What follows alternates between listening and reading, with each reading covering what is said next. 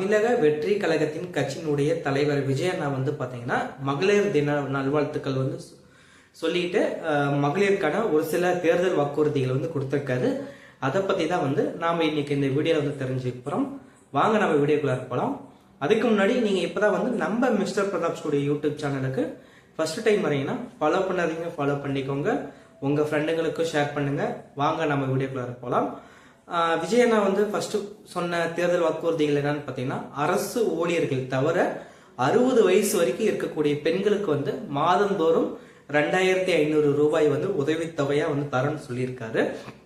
அடுத்த தேர்தல் வாக்குறுதிகள் என்னன்னு பாத்தீங்கன்னா, அன்னபூரணி சூப்பர் 6 ஸ்கீம் அப்படின்னு வந்து சொல்லி வருஷத்துக்கு 6 எல்பிஜி கேஸ் வந்து நாங்க சிலிண்டர் வந்து தரோம்னு வந்து சொல்லியிருக்காரு.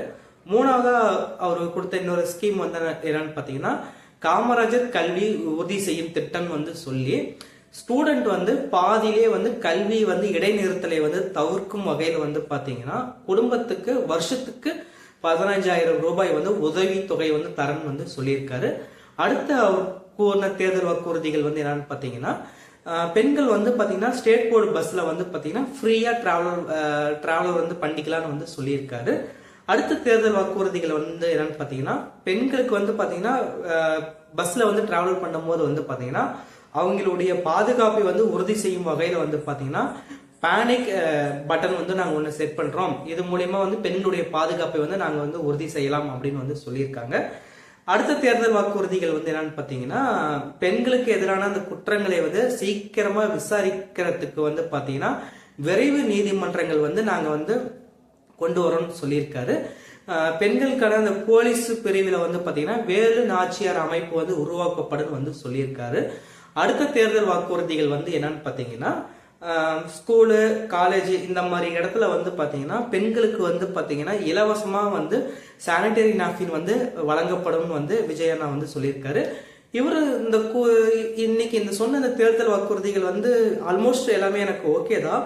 பட் எனக்கு பிடிக்காத ஒரே ஒரு தேர்தல் வாக்குறுதிகள் வந்து என்னன்னு பாத்தீங்கன்னா, 60 வயசு இப்ப 60 வயசுக்கு மேல இருக்கிற பெண்களுக்கு வந்து பாத்தீங்கன்னா ஏன் அந்த உதவித்தொகை வந்து உங்களால தர முடியாதா அப்படிங்கறது என்னுடைய ஒரு கேள்வி.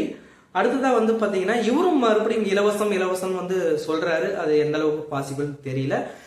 இன்னொரு தேர்தல் வாக்குறுதிகள் வந்து நான் சொல்ல மறந்துட்டானு, புதிதாக பிறக்கக்கூடிய குழந்தைங்களுக்கு வந்து பாத்தீங்கன்னா தங்க மோதிரமும் அந்த குழந்தைங்களை வரவேற்கும் விதமாக வந்து பாத்தீங்கன்னா வெல்கம் கிட், இதுல வந்து பாத்தீங்கன்னா குழந்தைங்களுக்கு தேவையான அந்த டைப்பரு, பவுடரு, ஆயில் இந்த மாதிரி மெட்டீரியல்லாம் வந்து நான் வந்து ஃப்ரீயா வந்து தருவோம். இது வந்து எங்க தேர்தல் வாக்குறுதிகள். சோ நீங்க வந்து தமிழக வெற்றி கழகம் வந்து இப்ப வரப்போற எலெக்ஷன்ல வந்து என்ன வந்து நீங்க ஜெயிக்க வைங்க அப்படின்ட்டு வந்து விஜய் அண்ணா வந்து சொல்லியிருக்காரு.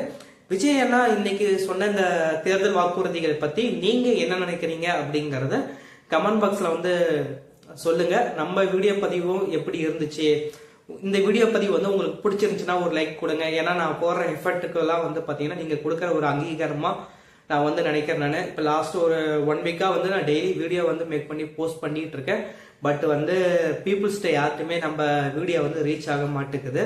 அதுக்கு என்ன காரணம்னு தெரியல. நானும் என்னுடைய